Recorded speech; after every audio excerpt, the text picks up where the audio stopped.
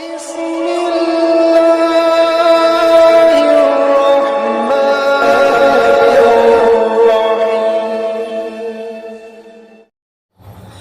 علیکم ورحمۃ اللہ وبرکاتہ۔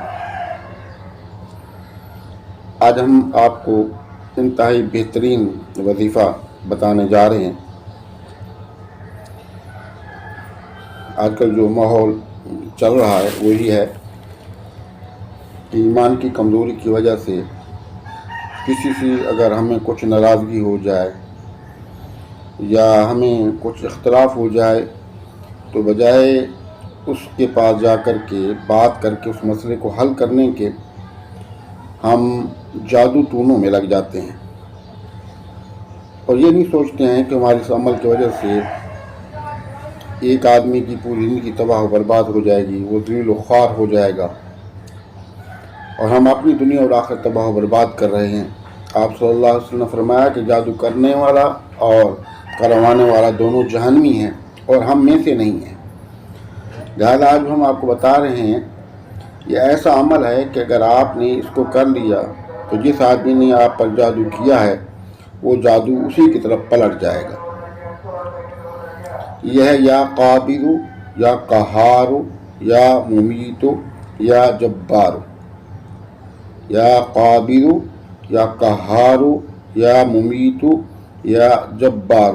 جب یہ چار الفاظ آپ پڑھیں گے تو آپ نے ذہن میں سوچنا ہے کہ جس آدمی نے میرے اوپر جادو کیا یا اللہ یہ جادو اسی کی طرف چلا جائے۔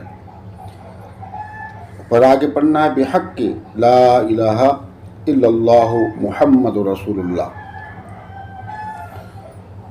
یہ جان لیں کہ اگر آپ کو آدمی کا 100% پتہ ہے کہ اسی ہی نے کیا ہے تو پھر تو آپ اس کا نام لے سکتے ہیں۔ اگر آپ کو شک و شبہات ہیں تو کبھی یہ غلطی نہیں کرنا، اس کے تصور کی غلطی نہیں کرنا، اس کا نام وغیرہ نہیں لینا، بلکہ آپ نے اس کو یہی کہنا یا اللہ جس نے کیا ہے اسی پر واپس اس کی طرف لوٹ جائے۔